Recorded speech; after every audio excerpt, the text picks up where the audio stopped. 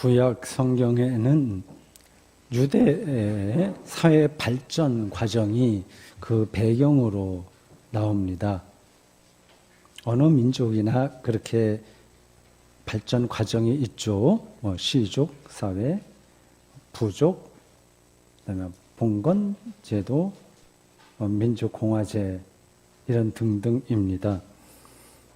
유대의 족장이라고 할 수 있는 아브라함과 이삭과 야곱이 활동하던 시절이 주로 창세기의 50장까지 다 꽉 차서 나오는데 시족사회입니다.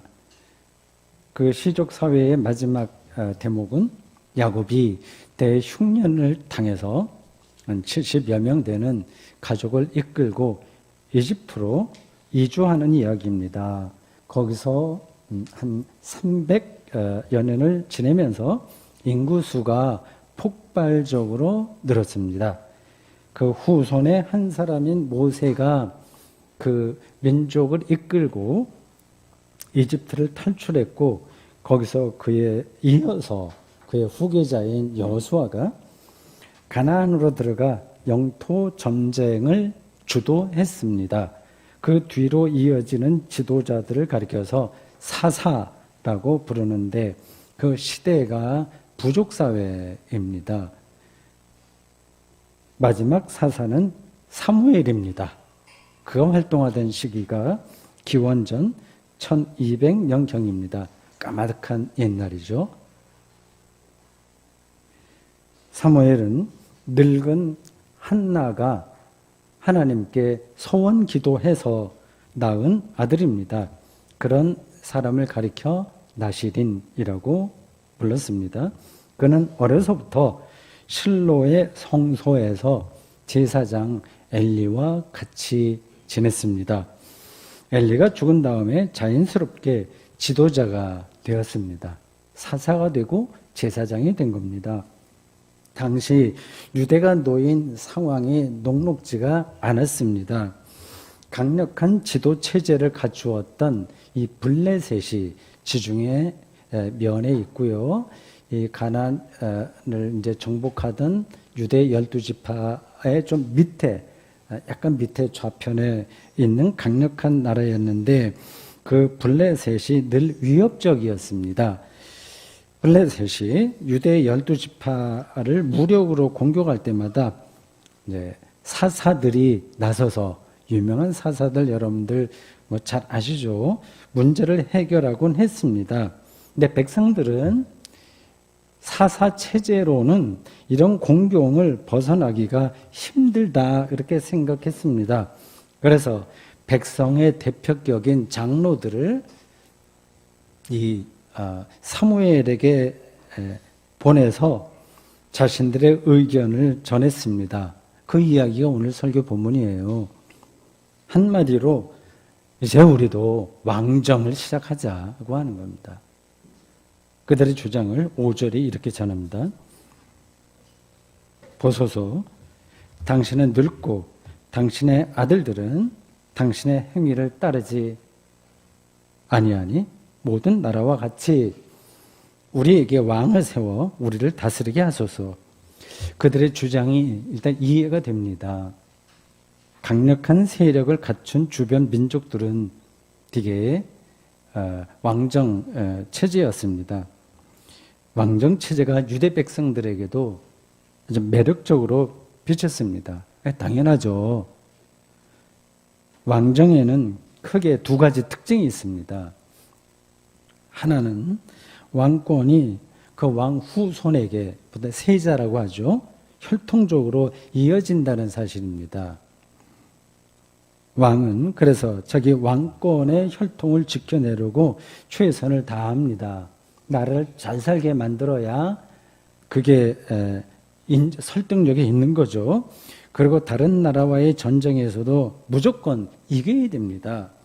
왕을 중심으로 강력한 나라가 되는 겁니다. 우리나라 재벌들이 총수를 중심으로 해서 강력한 경제 카르텔 비슷하게 움직이는 거하고 비슷합니다. 다른 하나는 이게 결정적이라고 할 수 있는데 상비군을 갖게 된다는 사실입니다. 이건 왕권의 강화와 직결되죠. 사사시대에는 상비군이 없이 예비군 체제로 운영됐습니다. 평소에 농사를 짓거나 양을 키우다가 유사시에 무기를 드는 겁니다. 사사들이 아무리 뛰어나다고 하더라도 이런 예비군을 데리고 블레셋의 정규군과 싸우기에는 누가 보더라도 역부족이었습니다. 유대 백성들은 여기 가나안에서 다른 민족들과 영토 분쟁을 벌이기 훨씬 전부터 그 왕정 체제를 경험했습니다. 이집트 시절입니다. 이집트의 왕인 파라오는 신격화된 거죠. 거의 절대적인 권력을 갖게 되었습니다. 그걸 이미 경험한 거예요. 유대 백성들이. 나일강 유역에서 나오는 풍부한 농산물이 국력의 토대가 되었습니다. 홍수가 자주 난다고 그러죠. 홍수가 지면 나일강 유역이 다 이제 경계가 없어지게 돼서 그걸 다시 토목공사도 하고 수학적으로 다시 경계도 만들고 해야 되기 때문에 토목 기술하고 수학이 고대 이집트에 많이 발전했습니다. 그 결과가 피라미드 건설까지 가게 됐습니다. 이런 역사적 경험이 유대 민족에게 분명했기 때문에 지금 당장 블레셋의 공격을 계속 반복적으로 받는 어려움도 있고 그런 경험도 있고 등등 해서 지금 왕정을 강력하게 요구한 겁니다. 사무엘의 약점까지 파고들었어요. 사무엘의 아들들이 당신도 알다시피 백성들의 신임을 받지 못하는데 우리가 누구에게 힘을 걸고 살겠냐. 이제 그렇게 말한 겁니다. 이 사무엘의 스승인 엘리 제사장도 아들들이 있었는데 백성의 신임을 얻지 못해서 결국 사무엘이 그 후계자가 된 일이 있습니다. 본문에 따르면 사무엘은 장로들의 요구를 기뻐하지 않았다고 했습니다. 좀 의외죠. 아, 맞다. 지금은 세상이 좀 새로워질 때니까 사사제도는 안 된다. 당신들이 생각하는 것처럼 우리도 군대를 갖추고 하는 왕정을 시작하자. 그렇게 맞장구 치지 않고 기뻐하지 않았다고 그랬습니다. 인간적으로만 본다면 장로들이 사무엘 자신의 지도력을 인정하지 않았으니 기분이 좀 상할 수도 있습니다. 담임 목사에게 교회 지도급 장로들이 이제 우리도 이제 다른 목사를 데리고 와야 되겠다고 하는 상황과 조금 비슷합니다. 평생 하나님께 기도하면서 하나님의 뜻을 살폈던 사무엘은 아마 그것보다는 앞에 이야기는 그냥 인간적인 추정이고 더 본질적인 이유로 반대했을 겁니다. 그는 여호와께 기도했습니다. 기도 응답이 7절에서 9절까지 나옵니다. 백성들이 네게 한 말을 다 들어줘라. 이는 그들이 너를 버리는 게 아니라 나 하나님을 버려 자기들의 왕이 되지 못하게 함이니라. 내가 그들을 애굽에서 인도하여 낸 날부터 오늘까지 그들이 모든 행사로 나를 버리고 다른 신들을 섬김같이 지금 너한테도 지금 그러고 있는 거다.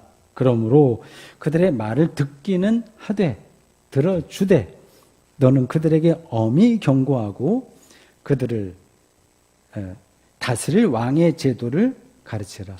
왕의 제도가 뭔지를 가르치라. 그렇게 하나님의 음성을 사무엘이 들었습니다. 이어서 왕정 체제에서 무슨 일이 벌어질지에 관한 내용이 길게 나열됩니다. 그 내용은 누구나 예측할 수 있는 것들입니다.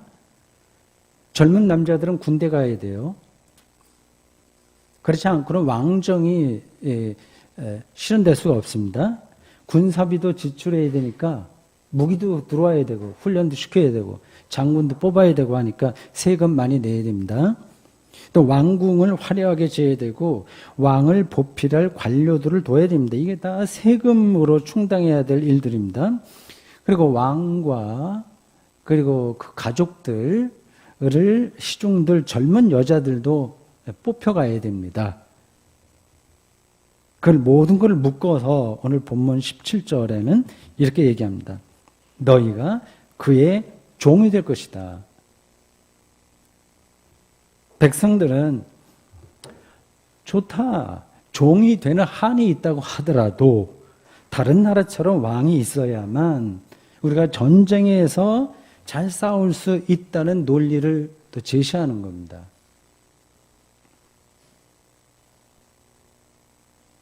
전쟁에서의 승리가 바로 왕정의 본질입니다. 로마 시대에도 전쟁 승리가 절대적인 이데올로기였습니다. 그래서 로마 문명이 굉장히 발전한 데잖아요. 이미 그때 공화정을 시작했습니다. 그러니까 황제를 가르칠 수 있는 거예요. 거기서 황제가 되려면 높은 장군이 돼서 전쟁에 나가 승리했다는 업적을 세워야 됩니다. 그렇지 않은 사람은 황제가 될 수가 없었습니다. 왕정이 아니라 민주 공화 시대인 오늘날도 이런 본질은 사실은 변하지 않았습니다. 전쟁에서 승리하는 정치 지도자들을 백성들은 갈망합니다. 정치 지도자들은 이런 백성들의 갈망을 이용합니다. 그게 현실 정치입니다. 사무엘 시대 이전에 이미 우리는 그때 왕이 시작한 줄 아는데 이미 앞에서 유대의 왕이 되었던 사람이 있어요. 짧은 시간이지만 있습니다. 성경을 많이 읽으신 분들 혹시 아십니까? 기드온의 아들 중에 한 사람인 아비멜렉이 그 사람입니다. 사사 기드온은 정말 유명한 사람이죠. 70명의 아들이 있었습니다. 당연히 부인도 여러 명이었습니다. 세겜이 고향인 여자와의 사이에서 태어난 아들이 아비멜렉입니다. 70명 중에 하나예요. 기드온이 죽자, 그러니까 아버지가 돌아가시자 아비멜렉은 외가가 있는 세겜에 가서 그 큰 도시입니다. 비교적. 그 사람들을 설득해서 왕이 됩니다. 그가 설득한 논리는 다음과 같습니다. 당신들이 다 아는 것처럼 기드온의 아들들이 70명이다. 나를 포함해서 왕자가 70명이다. 그 70명을 섬기는 게 낫겠냐? 아니면 세겜 출신의 어머니를 둔 내가 왕이 되는 게 당신들에게 낫겠냐 생각해 봐라. 그겁니다. 70명을 섬길래? 한 명을 섬길래고 하는 유혹이기도 하고 압박이기도 합니다. 거기에다가 나는 너희와 고륙임을 기억하라. 그렇게 사사기에 보면 잘 나옵니다. 즉 우리가 남이가 하는 말로 그들을 설득한 거예요. 그는 세겜의 왕이 되었고요. 어느 날을 잡아서 기드온의 남은 아들들을 다 죽입니다. 피비린내 나는 왕자의 난이었습니다. 한 왕자만 용케 죽음을 면했어요. 요담입니다. 요담. 그는 세겜 사람들에게 아비멜렉을 왕으로 옹립한 사건이 왜 잘못인지를 우화 형식으로 전합니다. 사사기 9장 8절에서 15절입니다.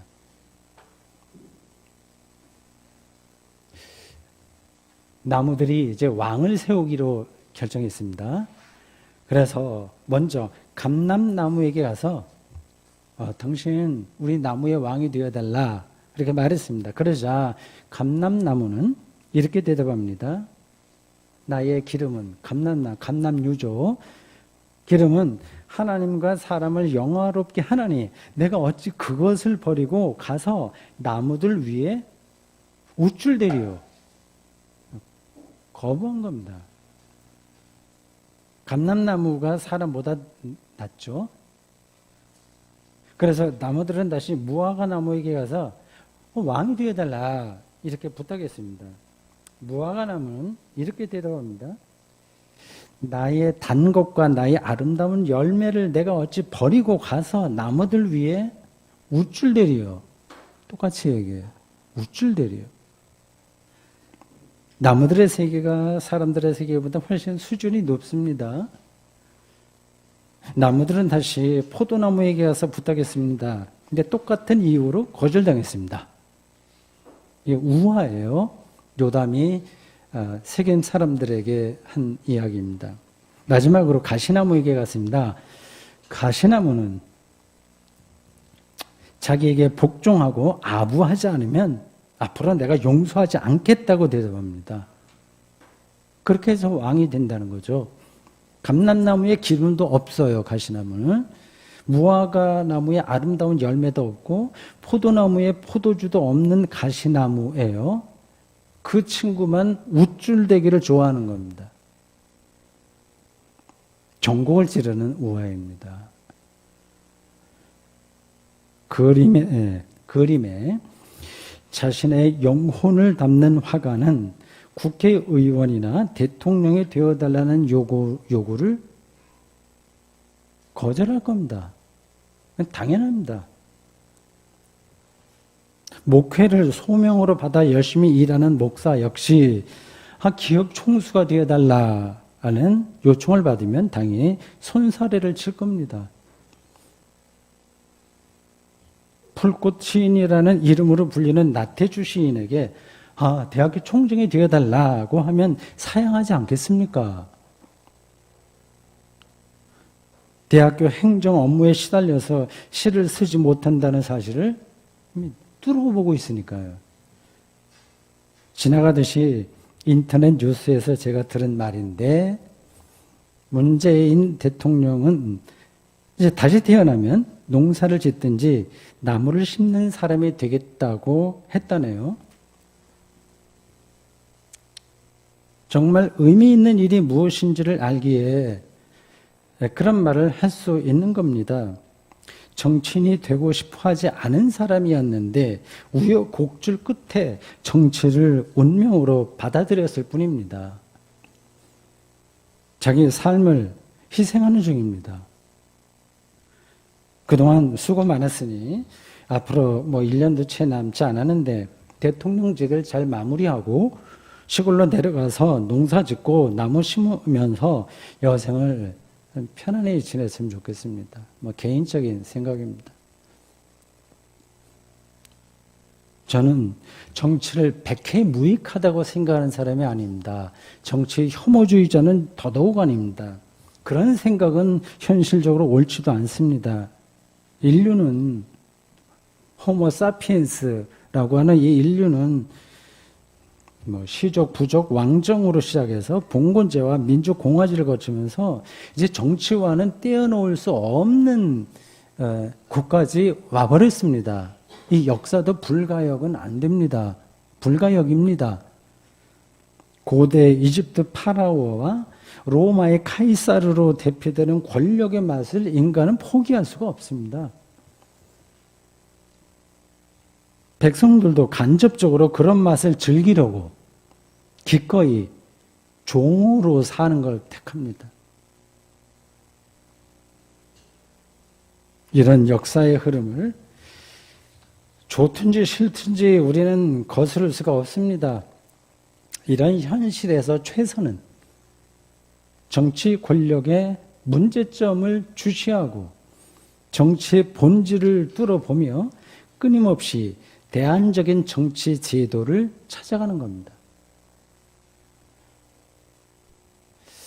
이런 문제는 정치 영역만이 아니라 우리의 인생 자체에도 해당합니다. 우리 개인도 부단하게 왕정 지향적으로 삽니다. 권력을 그리워하는 거예요. 백성들이 왕을 원한다는 말을 들은 사무엘이 기도했을 때 하나님에게 받은 응답 내용 중에 다음과 같은 내용이 있죠. 아까 읽은 본문입니다. 그래 사무엘 너를 버리는 게 아니라 더 근본적으로 하나님을 왕으로 받아들이지 않는 것이라고 말입니다. 만약 하나님이 유대 백성의 미래를 확실하게 보장한다는 사실을 알고 믿었다면 굳이 골치 아픈 그리고 종을 삼으려고 하는 그 왕정을 원하지 않았을 겁니다. 근데 그런 확신이 없으니까 눈에 보이는 왕을 찾을 수밖에 없었습니다. 모세가 시내산에 올라갔을 때 백성들이 금송아지를 만들어 신으로 섬기던 이 일의 반복입니다. 지금도 그렇습니다. 유대 백성은 출애굽 이후로 반복해서 다른 신을 섬겼습니다. 가나안 신인 바알을 섬겼습니다. 그런 우상 숭배의 결정판이 왕정 시도입니다. 이 일이 있고 난 다음에 사울이 왕으로 선택되었습니다. 유대 백성은 이제 본격적으로 전쟁의 소용돌이 안으로 휩쓸리고 말았습니다. 구약 성경이 보도하는 유대의 역사의 마지막 장면은 그들의 바벨론 포로입니다. 그게 구약 성서의 마지막 대목입니다. 그 포로 역사의 출발점이 여호와께서 그들에게 경고하신 왕의 출현이었습니다.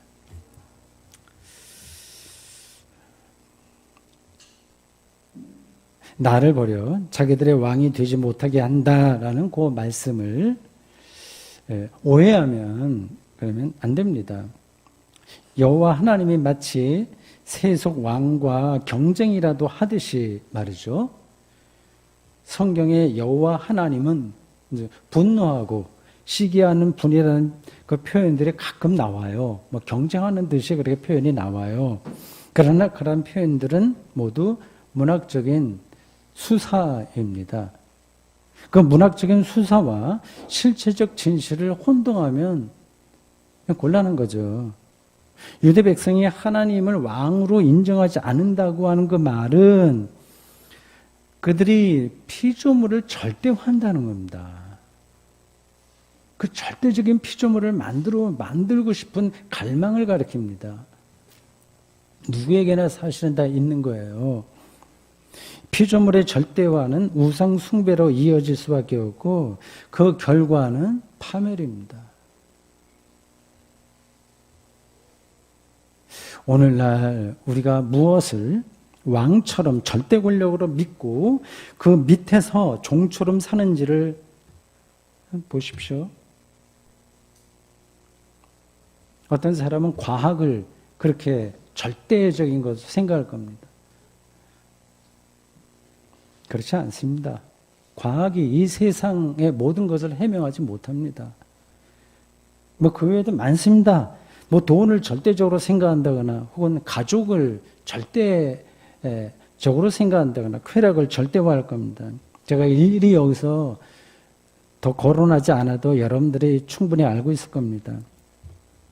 요담 우화의 표현을 따르면 우쭐대는 세력, 또 우쭐대게 만드는 세력이 절대 권력입니다. 가장 노골적으로 우쭐대는 권력은 물론 정치예요.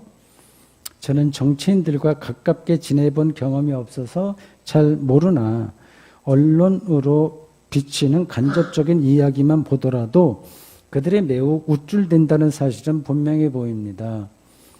정치 권력만 손에 넣을 수 있다면 그들은 무슨 말이나 하고 무슨 일이든지 합니다.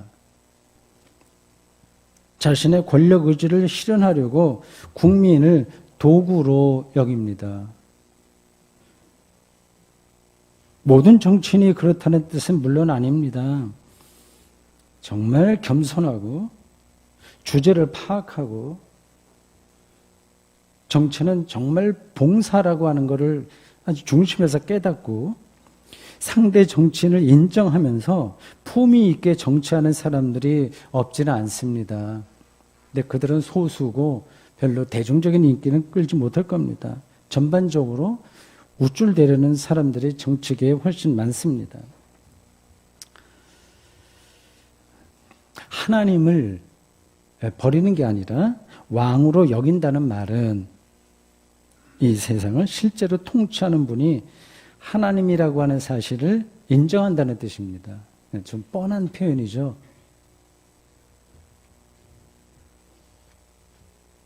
문제는 하나님의 통치가 그리고 그의 사랑이 그의 선하심이 손에 잡히지 않는다는 데 있습니다. 실감을 못하는 거예요. 하나님의 백성이라고 자처하는 고대 유대 백성들도 자신들이 원하는 일들이 그대로 일어나지 않았기에 실망하니까 왜 이렇게 출애굽하고서 가나안에 들어왔는데도 계속 어렵냐? 왜 블레셋은 강하고 우리는 약하냐?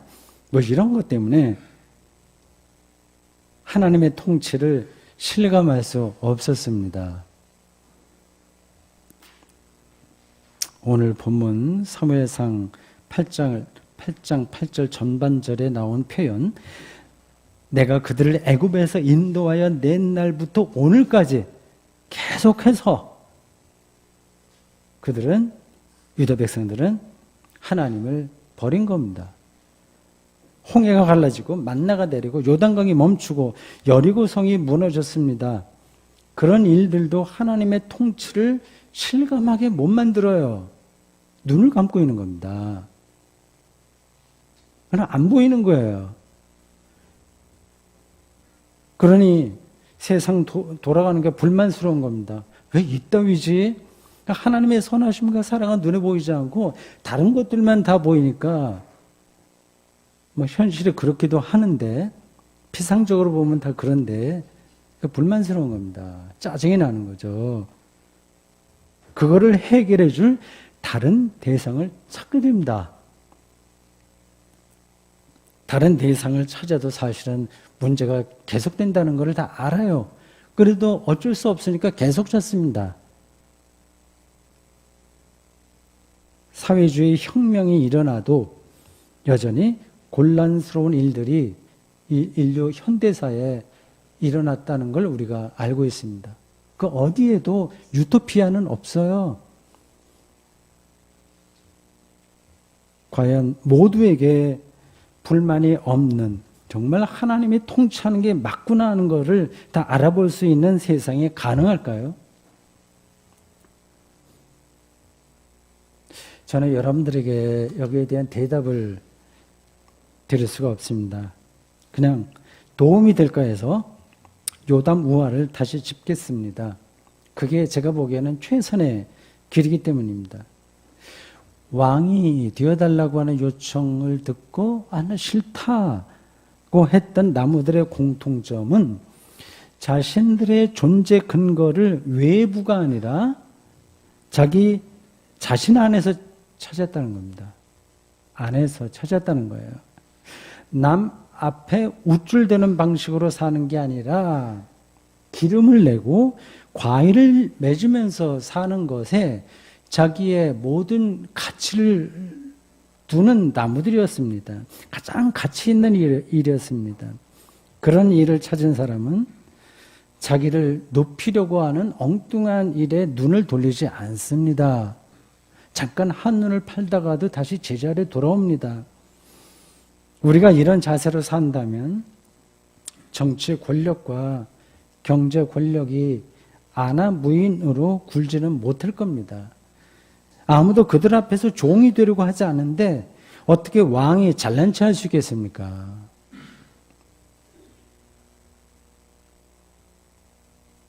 우리가 지금 자본주의 체제 안에서 종처럼 살잖아요.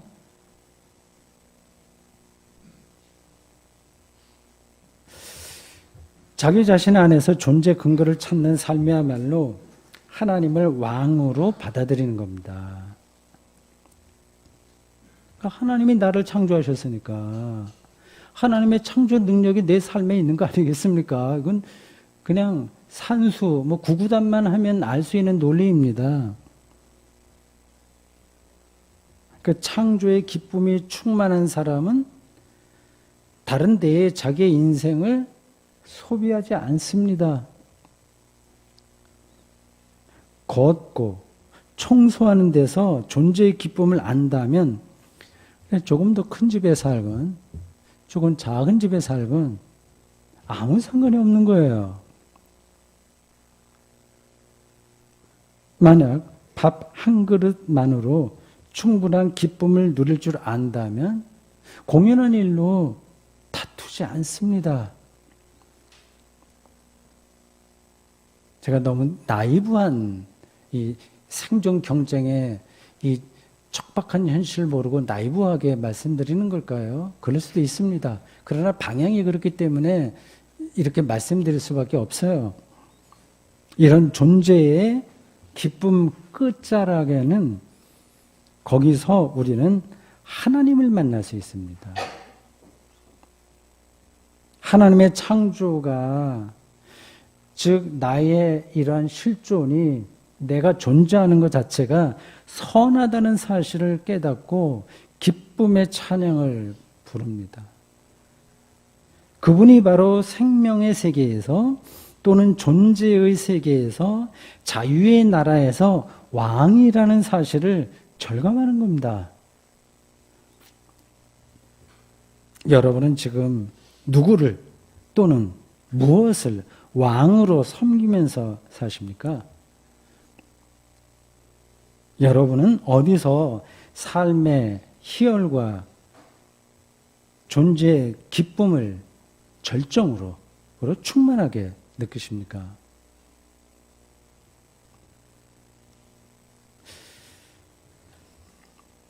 예수님의 출생 전승에 왕 이야기가 나와요.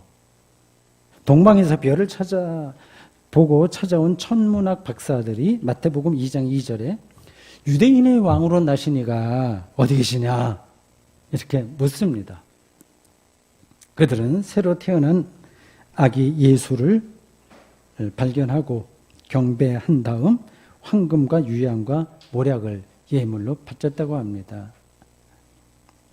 예수님의 마지막 순간에도 왕 이야기가 나옵니다. 예수를 신문하는 로마 총독 빌라도는 예수에게 네가 유대인의 왕이냐? 묻습니다. 우리는 예수님을 왕 중의 왕, King of Kings 라고 믿습니다. 그는 평화의 왕이고 정의의 왕이고 사랑의 왕이십니다. 십자가와 부활의 예수 그리스도만이 우리를 죄와 죽음에서 해방하셨기 때문입니다. 이 말씀이 이해되지 않고 실감나지 않는 분이 혹시 이 자리에 현장이나 온라인으로 참여한 분들에게 중에 계십니까? 안타깝지만 저의 설교는 여기까지입니다.